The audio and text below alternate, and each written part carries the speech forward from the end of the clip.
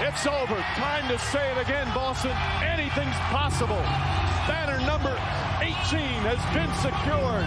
Throwing in the corner. Brown fakes, fires up the three. Bang! Bang! Missed free throw. Horford the rebound. Here's Pritchard. He loves these. Puts it up half court of the buzzer. Bang! Tatum. Oh, what a fake. Tatum. You bet.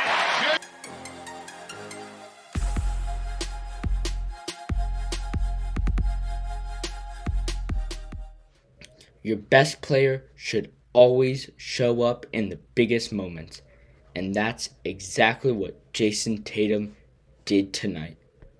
Hello everyone, and welcome in to your Celtics source, home of your 34-15 second place Boston Celtics. Man, the Pelicans cannot buy a healthy player. Zion has missed almost the entire season. Dejounte Murray tore his Achilles in this game and will miss the remainder of the season. I mean, watching that roll out in real time, it was really scary, especially because it was a non-contact injury. Right? There were tons more players out for the Pelicans.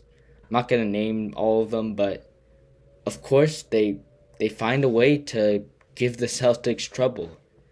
And that's what bad teams, missing guys, tend to do against them. Trey Murphy was, absolutely on fire, hitting shots at a almost impossible rate.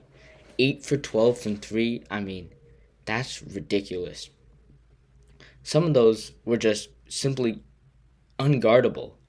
You just have to, tip your hat and live with them. Very similar to the last time the Pelicans played the Celtics. Right? And, that said, the Celtics did themselves no favors by failing to make any effort to slow him down and contest his shots. Right? There was really no defensive adjustments throughout the game, and they allowed him sort of to stay in rhythm for way too long. And this was sort of the kind of game where Joe Mazzulla could have used Jaden Springer to come in short stints to disrupt Murray's flow and apply pressure on the perimeter. But instead, they wait, and only in the fourth quarter do they try and double him. And by then, he's been in a rhythm the whole game that some of those shots that he had in the fourth quarter, completely missing them, but they find a way to bank in.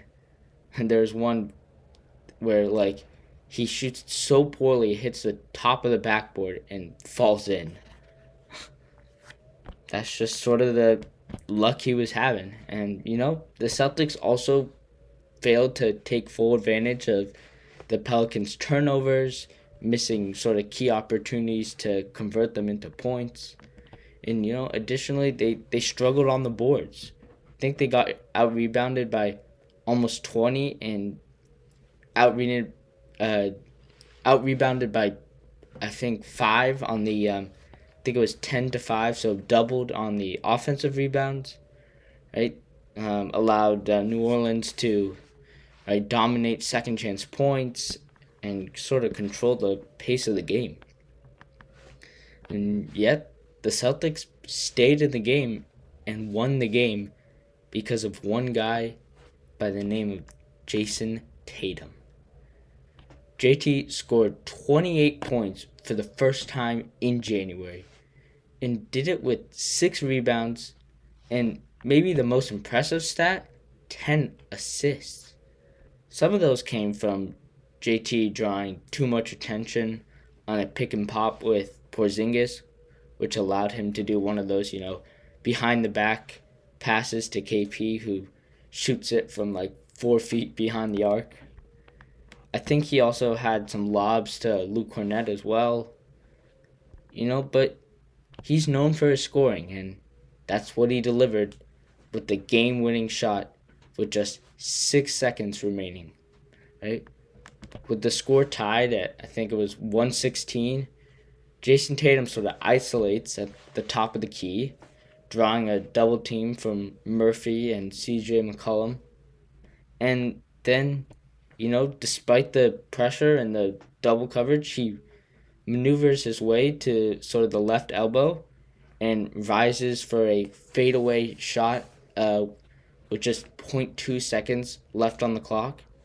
It's nice that he didn't try and settle for a three and actually got into the paint for a much easier shot.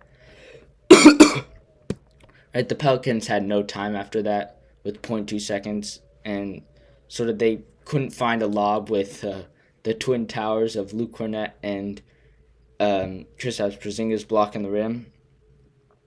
And so that sealed them the win. But, Jayson Tatum is a clutch player who has 2 winning shots already this season, along with that Raptors one back in November. And, additionally, he has a numerous number of, lead-taking and game-tying baskets in the clutch time in the fourth quarter, right? And, however, this game shouldn't have been that close, right? Had the Celtics not missed, they missed 6 free throws, including 2 misses from KP in the final minute, this game would have been a lot more comfortable than it had to be. And, I think guys like Derek White, Celtics key players, are starting to regain their form. The team as a whole is still struggling, still has work to do, right? Before we can finally consider them back on track. And however, there are positives to take away from this game besides, Jayson Tatum, right? Al Horford, Sam Hauser returned to the lineup. Sam Hauser's been struggling with those, back injuries all season, and, that he's received sort of limited minutes. He did knock down 3 of 6 tonight, providing sort of a much-needed spark for the Celtics off the bench. Right, and then we got the Sixers coming up. We got the Cavs coming up, right? If we could win both these games and get a 4-game streak going for, I think, the first time since early December, maybe even November, I would declare this team finally back to their, winning ways. It's going to be challenging, right? But, the Celtics can build to these performances, finally regain their consistency, their shooting. The defense is, I would say, probably the biggest problem right now. But, I'm going to wrap this video up here. Thank you guys so much for watching. Congratulations to Jaylen Brown for making his 4th All-Star game alongside Jayson Tatum. Please follow me on social media. And until next time, go Celtics.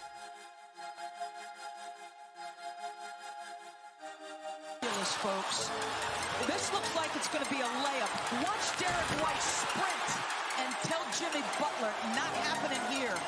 Are you kidding me? That's ridiculous.